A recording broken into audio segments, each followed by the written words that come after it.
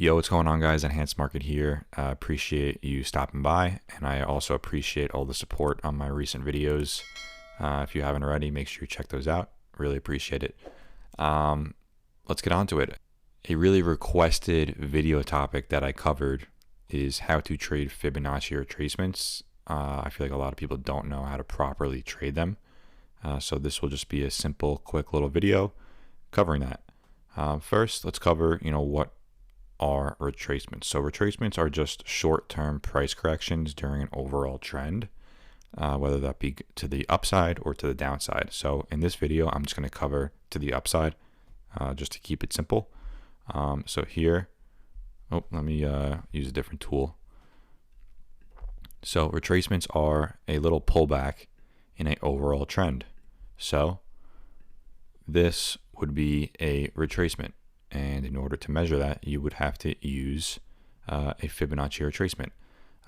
But first, before we go into fibs, I just wanted to cover why why retracements happen.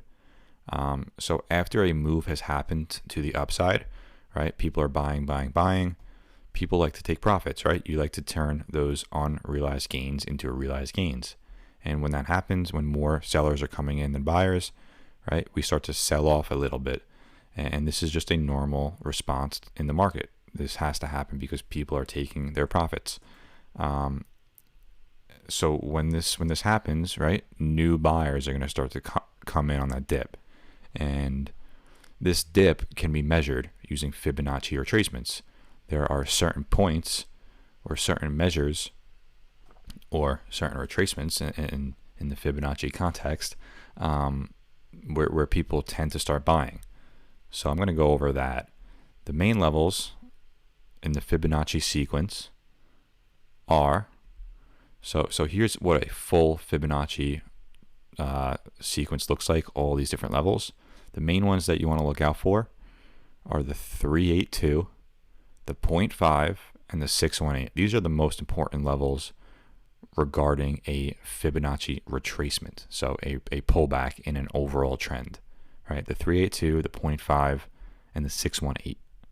So generally speaking, these are the three levels that a pullback occurs to, right? It can occur to the 0.5, the 618, or the 382, right? It's just the most common. It can pull back to the 236 and the 786, but these three levels are the most common. Okay, now how to find an entry. This is a really important thing to know, so I'm really excited to go over this. Trying to find an entry is definitely a very hard part of trading. So if you guys have any questions about this going forward, please just drop a comment and I'll be happy to cover it. So first you want to find a strong trend. So I'm covering to the upside. So you want to find a strong overall trend to the upside. So in this instance, I'm just going to use this before we go into a real example. And then you want to look to enter after a pullback. So how do you measure the fibs? So you go from swing low to that swing high point right there. So I'm just going to drag it across just so the lines are extended. And then right? So we swing low to swing high, and then you have your lines. It plots out the lines for you. So you want to watch for a reversal at those levels I mentioned, the 382, the 0.5, and the 618. If you start to see some support build up, even if it comes through like that, right? It doesn't need to be exact. It just needs to be within that area. And you start to see some momentum build up. And if it comes down to this point, right? So in this instance, the 0.5, that is a sign of a reversal or a continue in the overall trend, right? Short-term pullback. So if I was to enter this position, I would set my entry at the retracement above. So if it bounced off the 0.5, I would set my entry at that 382 level, right? So I would enter right in this zone right here. This would be my entry point. Now, stop loss. Before you enter any position, always have a stop loss set in mind. You don't really need to set a stop loss. Always just have a mental stop loss and make sure you obey by that. So in this instance, if we bounce off the 0.5, I would set it either right in the middle or at the 618 below. So the the previous fib. So we're risking a little to make a lot. And remember, this is in an overall trend. So you are buying in a large upward trend.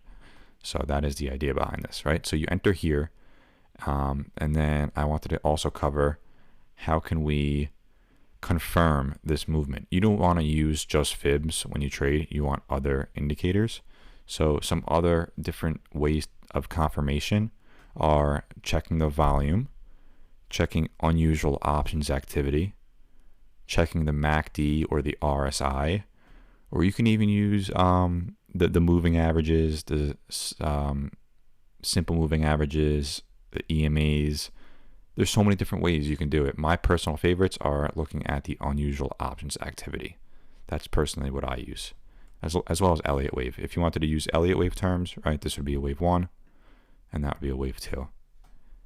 And if you are in the BullTrades Discord, you have my little cheat sheet here, right? A wave 2 retracement, 70% of the time retraces in between the 38.2 and the 61.8. 70% of the time. So you have a 70% chance of a reversal from here to here. That's pretty high. That helps your odds of having a successful play by 70%. So it's a lot. It's very helpful. So now I just wanted to go into a real example. So now this is, of course, hindsight, right? This has already happened.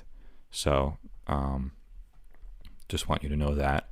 So in this example, right, we're going to go from swing low to swing high in our overall trend. So first off, I'm in the daily chart. So I see an upward trend right here.